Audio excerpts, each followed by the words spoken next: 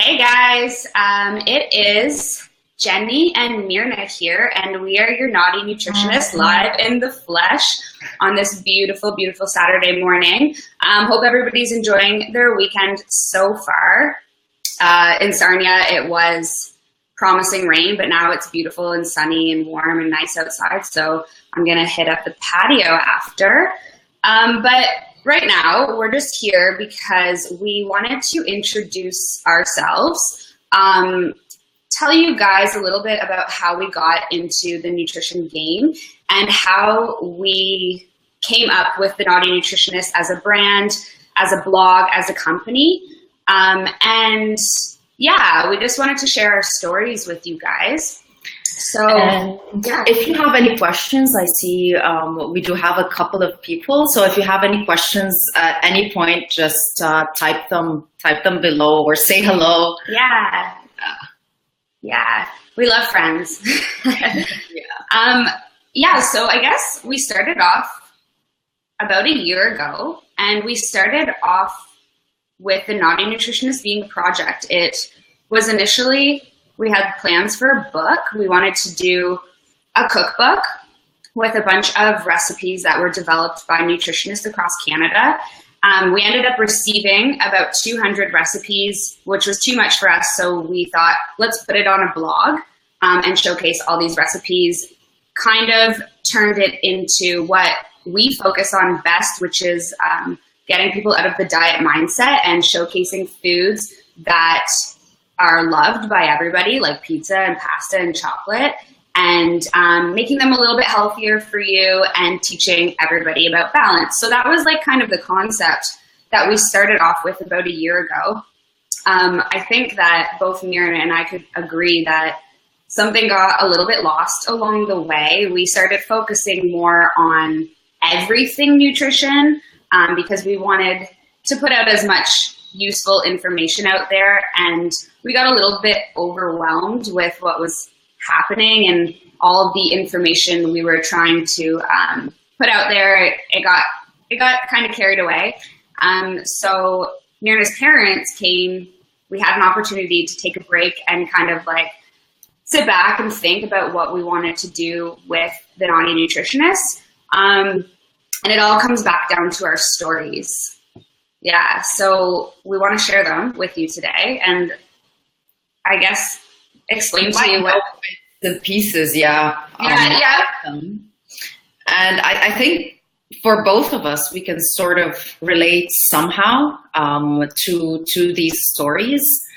So both of our stories somehow are brought together into whatever we're trying to do with the Naughty Nutritionists and our message out there. Yeah, and we're both a little bit naughty. Like, we love our wine, we love our chocolate, and that's kind of where the whole idea of naughty nutrition came from, is because this whole diet culture out there is promoting, cutting back on calories, counting your calories, counting points, cutting out carbs, cutting out gluten, cutting out all these things from your diet, things that you might love, like who doesn't love to have pizza or pasta every now and then?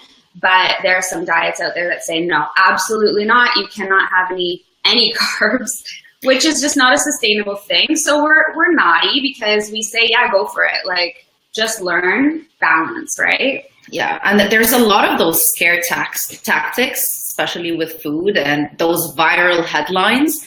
And we want to really just debunk all of those because they're not. Yeah, they're not true. And we're not willing to give up our wine or our chocolate ever. So, and how can you for forever, right? So we want to teach everybody how to make a weight loss and nutrition plan for themselves that's a sustainable plan, something that you can live with throughout the rest of your life. So we want to get past all of this diet nonsense. We call it diet nonsense and we're not saying that diets don't work for some people. Everybody's different, and everybody has a different set of factors that they need to implement into their life to make something sustainable. So we just kind of want to address the points that are the most relevant to us and the most relevant to the Naughty Nutritionists. So I think we're going to share a little bit about ourselves and how we got here. Yeah, so with regards to diets and diets not working, so I've been pretty much on a diet my entire life, I could say, until a few years ago. So from when I was a teenager, I started with the diet, and it was just so easy for me at the time to lose weight by giving up certain foods. And that was back in the 90s. So it was all about the low fat. And I even remember my mom telling me, like she was telling me because she had grown up with my grandparents in a farm, and they always had this whole food idea. So even though my mom was telling me have your yogurt like full fat and everything, I was stuck on this idea that I have to have the low fat. I had to cut out the calories and start counting calories. So this started with me. I lost the weight. Then obviously I couldn't sustain it. I gained it back. And every time at the beginning, it was really easy because you're like, okay, you cut out a bit of bread, a bit of this and that. In 2 weeks, you lose 5 kilos or whatever to fit in a pair of jeans or a dress or to be able to go into a wedding. And then you gain it back. And eventually, once I got into my 20s, it just became harder and harder. Each time I wanted to go on a diet, I had to be more strict in order to lose the same amount of weight. And and then I started actually gaining more weight eventually. And I only started working out in my mid-20s. And at the time, I didn't even increase my calorie intake. So I started working out really hard, but I was still eating the same amount of calories because I thought I would be able to lose more weight. And it really backfired. And that's when I started reading a lot more about nutrition online, and I started really educating myself. And little by little, I think, started making sustainable changes until we decided to move to Canada, and I decided to just have a change of career, really. A big change of career. a big change of career. And even throughout school, I don't know how it was for you, but even throughout school, because you learn so much and you want to try many different things, I would say I was still a bit strict. Yeah. In that regard.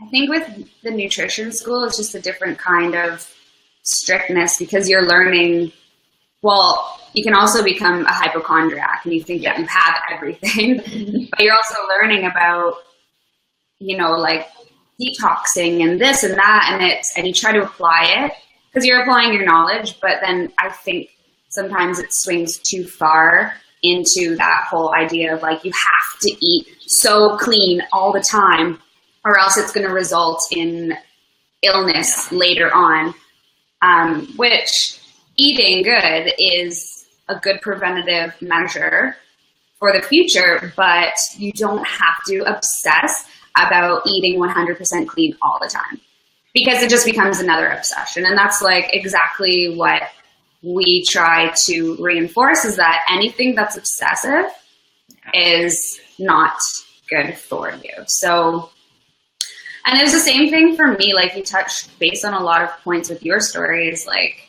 I remember being 13 and I was in public school. So a preteen, I'm not even a teenager. And I developed a little bit earlier than my peers. And I think around 13, the whole like body image issues really started to come into play.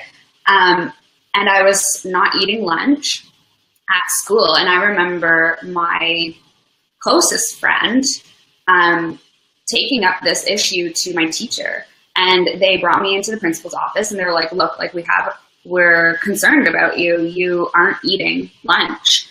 And in my mind, it was like, well, the less I eat, like the thinner I'll be. But what people weren't seeing during the day was that I was actually going home at night and I was starving. So I was eating like a ton of crackers, and it's like not good for you crackers. It's like Ritz crackers or like Triscuits and cheese and just all these like high sugar, carb, starchy foods that are simple sugars and really mess with your blood sugars. And I was binge eating until like bedtime. So I was eating a ton of food, but in the day I was like, don't eat so much food because you'll stay skinny. And then it just kind of spiraled out of control at night. And I've always had that mentality too, is like, you don't have to eat so much food in the day.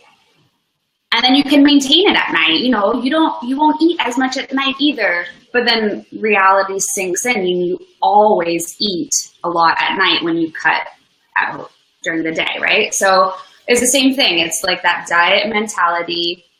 It's also social media telling me that I need to be skinny, I need to be fit, I need to be tan, I need to be perfect.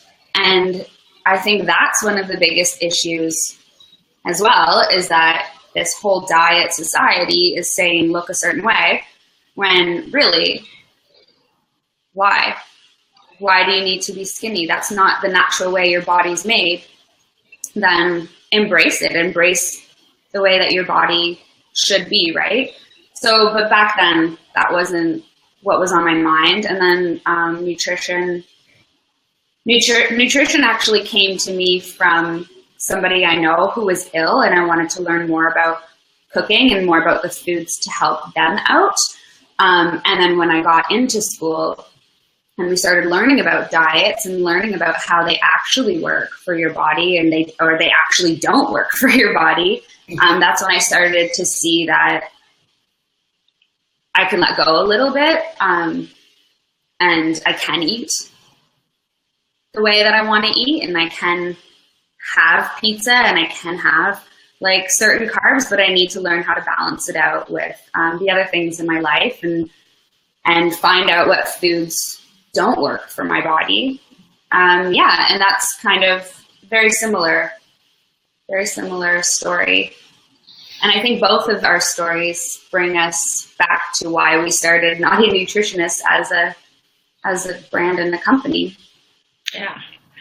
And I think I can relate to that, like what you were saying about the restriction when during the day, not eating during the day. For me, it was no breakfast for a long period of time. I wouldn't have breakfast, and then lunch would be something absolutely tiny.